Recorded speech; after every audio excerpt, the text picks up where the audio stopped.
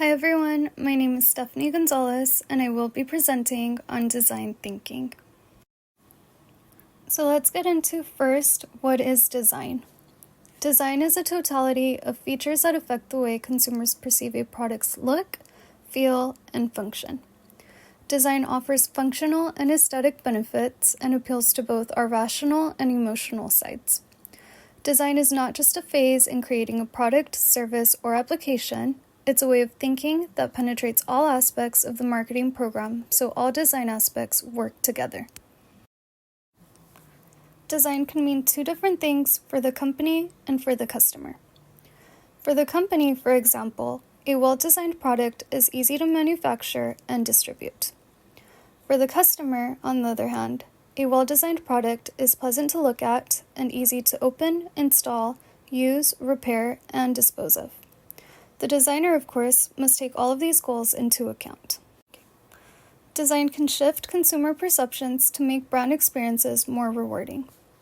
In our visually oriented culture, transmitting brand meaning and positioning through design is critical. Eye-catching form, color, and graphics can help an offering separate itself from competitive products.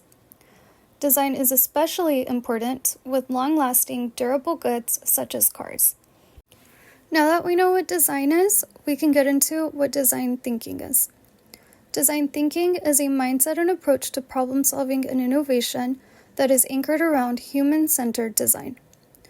Design thinking requires intensive ethnographic studies of consumers, creative brainstorming sessions, and collaborative teamwork to decide how to bring the design idea to reality. Design thinking is different from other innovation and ideation processes in that it's solution-based and user-centric rather than problem-based.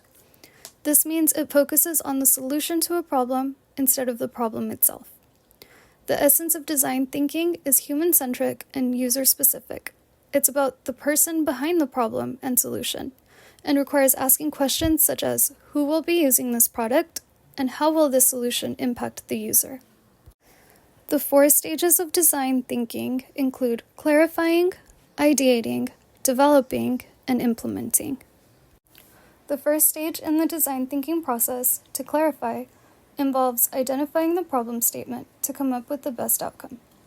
This is done through observation and taking the time to determine the problem and any possible roadblocks that prevented a solution in the past.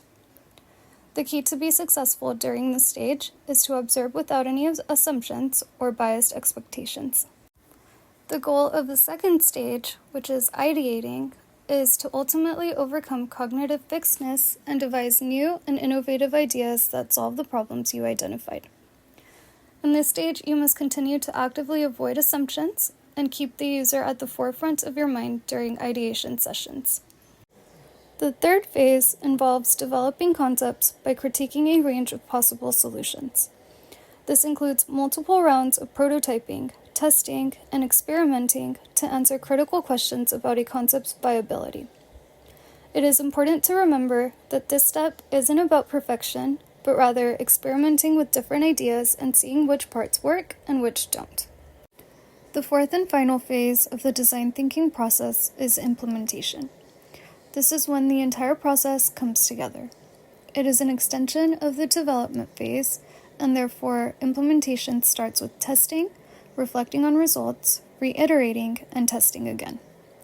This may even require going back to a prior phase to reiterate and refine until you find a successful solution. A good example of design thinking can be observed through GE Healthcare. Previously, many children were observed crying during long procedures in cold, dark rooms with flickering fluorescent lights. GE Healthcare's team took this into consideration, so they observed children in various environments, spoke to experts, and interviewed hospital staff to learn more about their experiences. After extensive research, GE Healthcare launched the Adventure series, which focused on making MRI machines more child-friendly. For example, the Pirate Adventure transforms MRI machines from dark black holes to pirate ships with scenery of beaches, sandcastles, and even the ocean. The solution was not only fun and increased patient satisfaction scores by 90%, but it also improved the scan quality of pediatric patients, and it ultimately saved customers time and resources. A few questions that I came up with based on the article include: why do design thinking skills matter? What benefits might design thinking bring to a customer over other innovation practices? And how have brands that you know implemented design thinking? I'll go ahead and answer the first question, and I'll let you guys answer the other two. So design thinking skills matter because they offer a defined process for innovation. Although trial and error might be a good way to test and experiment what works and what doesn't, it's often time-consuming, expensive, and ultimately ineffective.